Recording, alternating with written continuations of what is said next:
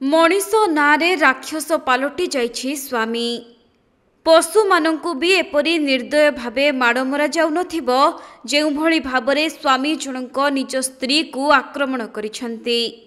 Boxing करी मुह फटाइछंती, belt रे पिठी फटाइछंती। महिलांको देह सारा रहिछि माड़र दाग। जेउ दृश्य को आपण मानंको सामना को आनिबा पई असंभव होई पड़िछि। एभली नृशंस एवं निर्दय होई जणे स्त्री उपरे आक्रमण करिथिबा स्वामी कबळरू महिला जनक निज जीवन बंचाई सासु घरु बाहरी आसीथिबा बेले एबे पुलिस सम्मुखरे न्याय भिक्षा करिसंती। मो बाहागर वर्षे ही नहीं 15-20 दिन पर मो स्वामी मते टॉर्चर करिसंती। मो नणंद देढ़ सासु माने मो सासु आसिकिना मते टॉर्चर करूचंती। मो स्वामी आसिकिना मते टॉर्चर करिकिनी मते पिटुचंती, मारुचंती। मते नियाब दरकार राती 12-1 बजे आसुचंती घर को। मु कहला परे मो हाथे लागुचंती। मो सकाळ पाइले पुणी मो सासु मो दियर नणंद माने आसिकिना मो साथे पुणी लागुचंती। मते मते कहउचंती जीवन रु मार देबी बेली। मो भाई बापा मन को मो मामू मन को कहउचंती कि बंदूक रे उड़ीकिना मार देबी। मते लास्ट जगह मते मारिचंती। मो बॉक्सिंग करिकिना मो मुहरे मारिचंती आ मो पिठी रे बेल रे मते मारिचंती। हेडू मु केते मुश्किल मु छात ऊपर जाइथिले मते बाहरु सिंकला मार देले। मो भाई मन को मो काका को कॉल करिकिना मो चाचा लाउड स्पीकर रे थाइकिना कहले कि तू जा कियो कहूची कोन कहूची मु ताका मन को देखि देबी कहले। तापर ताके मो चाचू लाउड स्पीकर रे थिले। तापर टाठी खुलिले। तापर मु आसली बाहर को। सीधा हमें रामपुर जाइथिलु थाना को। ताके माने किछि एक्शन नेले नै तो एटा मु आसीची एसपी न मु आसीची। मु लियाब चाहूची, दोषी को दंड चाहूची। तांको पाके बंदूक अछनी। मो बापा मो मामू मन को मो चाचा मन को धमक दउची ताको मन को बंदूक रे उड़े देबी। 6-6टा बंदूक रखी से टाटस रखुची, धमक दउची कोनटा मोर कोन कर देबे कहउछन। तेबे वर्तमान समय रे प्रतिदिन यौतुक निर्यातना, नारी निर्यातना एवं पारिवारिक कलह जोगु अनेकंक जीवन जाउथिबा घटना सामना को आसुथिबा बेले जणे महिला मरण मुखरु निज जीवन बंचाई स्वामी कबळरू बाहरी आसी अकथनीय अत्याचारर कहानी समस्तंक सामना को आनिछंती। जहाँकि स्वामी तथा स्वामी परिवार लोकंक अत्याचार सही न पारी न्याय भिक्षा करिछंती पीड़िता महिला।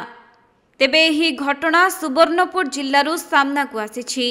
पीड़िता महिला जनक प्रथमे रामपुर थानार द्वारस्थ होइथिबा बेले सेठारे तांको दुख केही न सुनिबारु पुणी महिला जनक जिला एसपी को द्वारस्थ होइछंती।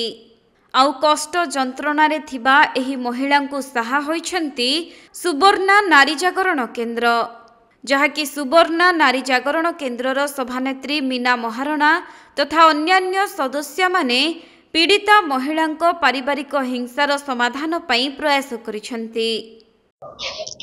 आज्ञा से जेन झियो के मारपीट करछन तार काका हमर के काली संध्या रे आस्तिले आ कहले एंती एंती कथा। मु कहली कि झियोटा को नाई आनले नाई देखले तो किछि त माने कथा जानी नै हुए।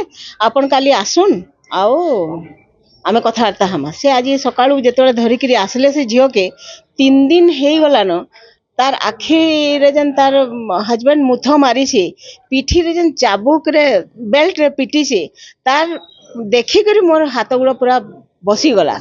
आ से झियो कथा कहि भी नै पारथै। आउ ताके जेतले पचरालु मां एतकी जोर रे पिटबार कारण काना से कहला कि मोर हस्बैंड पहला जेतले आमे बिहार मोर बिहागर 8 मास मात्र हिचे। आउ बिहागर 15-20 दिन तक आमे सुआ बसा कथावार्ता खुशी बासी रे थिलु। किंतु बिहागर परे परे 10-20 दिन परे मते तमने टॉर्चर करबार आरंभ कले। केंती टॉर्चर वाले तू काना बुझिचु नाही। मोर नंद माने पाखे बिहा हिचन आ से माने आसी मोर सासु को याडू साडू टिके सिखा पढ़ा कले। आ मोर हस्बैंड आगरू बाहरे काने काम करछन बोलकरी मुई सुनिथिली। किंतु मोर बिहागर परे से केबे काम करबार मुई नाही देखि कि काहे नाही जाई से काम करबा लगी। से घरे थिबे खाई पी के जिबे जे राती 11-12 बजे आसबे। काई थिले तुम बाहरे बुलुछ बोली कहले एथरा मते पिटा मरा करबे। एवं से मिटा मरा रे जन आमर भितरे जन झगड़ा हबा तार आरे दिन मोर नंद माने आसिक फेर मोर संगे लागबे, मोर सासू लागबे।